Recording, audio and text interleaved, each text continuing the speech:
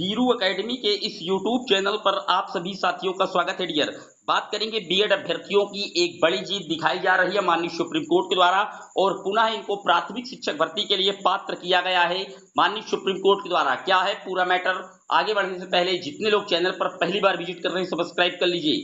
Dear, जैसा कि आप जानते हैं कि छत्तीसगढ़ में एक शिक्षक भर्ती चल रही थी लगभग 6,500 से 7,000 पदों पर। वहां पर हुआ यह था कि जब इसका नोटिफिकेशन आया था तब बीएड पूरी तरीके से पात्र था प्राथमिक लेवल की शिक्षक भर्ती के लिए। इसका जो नोटिफिकेशन था डियर वो मई जून के मिड में आया था। यहाँ पर हुआ ये कि जब आपने देखा कि पूरी तरीके से इसमें बीएड और डीएलएड के जो कैंडिडेट थे वो पात्र किए गए थे, दोनों ने पूरी तरीके से एग्जाम इत्यादि में पार्टिसिपेट किया था। और उसके बाद 11 अगस्त 2023 को माननीय सुप्रीम कोर्ट के द्वारा एलिजिबिलिटी को लेकर के एक डिसीजन आता है जिसमें बीएड को पीआरटी सेक्शन से इनवैलिड कर दिया गया था, यानी कि जो 28 जून 2018 का गजट था उसको रद्द कर दिया गया था। उसके बाद जो छत्तीसगढ़ में डीएलएड के स्टूडेंट थे उन्होंने तुरंत छत्तीसगढ़ हाईकोर्ट का रुख किया और मामले को हाईकोर्ट तक ले गए। हाईकोर्ट में यह कहा गया कि जब 28 जून 2018 का गजट रद्द हो गया है माननीय सुप्रीम कोर्ट के द्वारा, तो फिर आप बीएड को अब क्यों कहीं ना कहीं शिक्षक भर्ती में शामिल कर रहे हैं। इन सबको देखते हुए जो वहां की हाईकोर्ट थी उसने बीएड के अभ्यर्थियों के अगेंस्ट मोर्चा खोला और स्टे कर दिया कि बीएड के जो कैंडिडेट्स हैं उनकी काउंसलिंग पूरी तरीके से रोक दी जाए, बल्कि डीएलएड के जो स्टूडेंट हैं उनकी काउंसलिंग और चयन प्रक्रिया को स्टार्ट रखी जाए। जब कहीं ना कहीं बीएड के अभ्यर्थियों के अगेंस्ट हाईकोर्ट का ये फैसला आया तो बीएड के जो कैंडिडेट थे वो माननीय सुप्रीम कोर्ट की ओर पहुंचे और सुप्रीम कोर्ट में उन्होंने तर्क रखा कि जो हमारा नोटिफिकेशन था वो दरअसल जजमेंट के पहले का है, तो हमको भर्ती प्रक्रिया में इंक्लूड किया जाए, वहां जो काउंसलिंग चल रही है महोदय।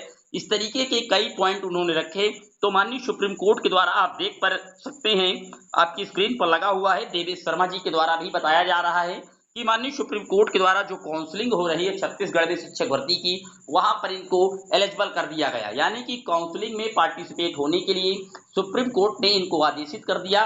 लेकिन इनकी जो नियुक्ति प्रक्रिया है डियर, फाइनल जो नियुक्ति है वो हाई कोर्ट के अधीन रखी गई है।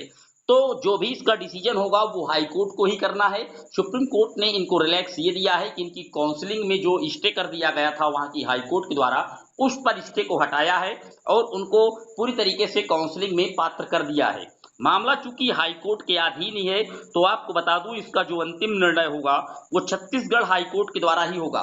लेकिन इसी तरीके से जजमेंट के पहले का एक राज्य का और नोटिफिकेशन था जहां पर बीएड को पूरी तरीके से कल इनवैलिड कर दिया गया है। वो राज्य है बिहार, जहां पर पटना हाई कोर्ट के द्वारा कल आपने देखा था एक सुनवाई हो रही थी इसी के संबंध में। वहां पर भी बीएड के अभ्यर्थियों ने एग्जाम दिया था, बीपीएससी के माध्यम से एग्जाम कंडक्ट हुआ था, लेकिन फाइनली वहां पर बीएड के अभ्यर्थियों को बाहर हटना पड़ा जब पटना हाईकोर्ट का जजमेंट आया है।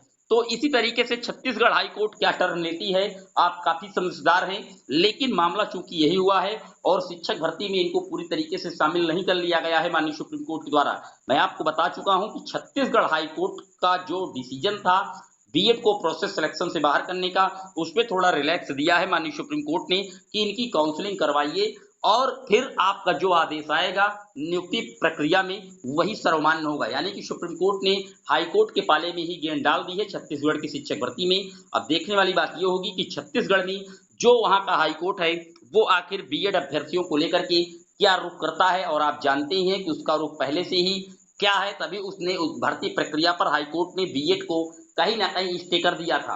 तो आखिरकार अंततः होगा वही जो माननीय सुप्रीम कोर्ट के द्वारा फाइनल एनसीटी के गजट को रद्द किया गया है।